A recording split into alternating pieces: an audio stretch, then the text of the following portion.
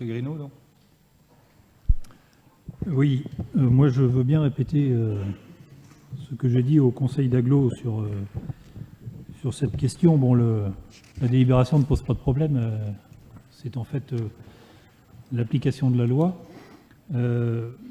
Simplement pour rappeler, il y a un an à peu près, j'étais de ceux avec le président de l'office départemental à l'époque à avoir engagé un certain nombre de démarches, y compris avec vous, monsieur le maire, pour traiter la question sur notre territoire départemental, et notamment sur Bourges et son agglomération, du logement social, puisque les hypothèses de regroupement d'offices divers, qu'ils soient d'ordre privé ou d'ordre public, étaient déjà dans l'air.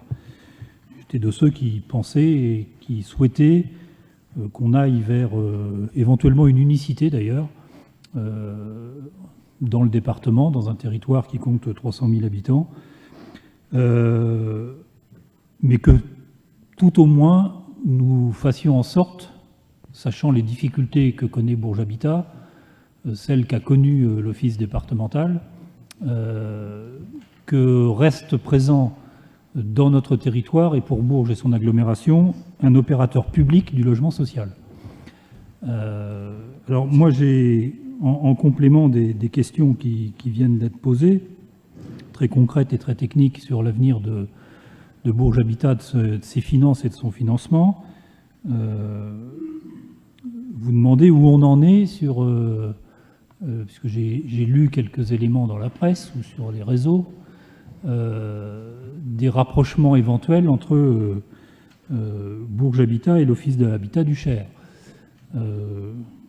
Et j'ai d'ailleurs découvert, ce qui est quand même assez amusant finalement, que redevenait directeur de l'Office Bourges Habitat celui que votre prédécesseur avait chassé en 1995.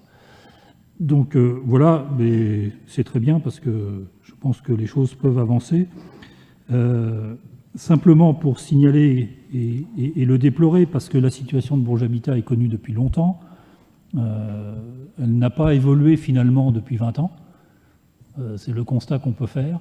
Malgré des plans CG2LS, malgré l'ANRU et le PRU, dont je rappelle quand même que l'un de ces arguments, là aussi beaucoup avancé par votre prédécesseur, au-delà des plus de 300 millions que ça a apporté à Bourges, que ça devait remettre à flot l'office public de la ville de Bourges. On s'aperçoit aujourd'hui que ce n'est pas le cas, et qu'y compris sur bon nombre d'indicateurs, qu'ils soient financiers, qu'ils soient de la vacance, qu'ils soient même des impayés, qu'ils soient sur tous ces domaines-là, on est au même niveau, voire pire sur un certain nombre d'indicateurs qu'en 1995. Donc voilà, moi je souhaitais évidemment tout faire pour faire en sorte qu'un opérateur public soit maintenu et se développe sur le département. Je pense qu'y compris, il y a des négociations et des discussions à engager avec l'État, parce que je pense qu'un État digne de ce nom ne peut pas permettre que sur un territoire comme le nôtre, il n'y ait plus ou il n'y ait pas d'opérateur public à hauteur suffisante dans le domaine du logement social. Donc je voulais savoir un peu aussi où on en était sur ces évolutions-là.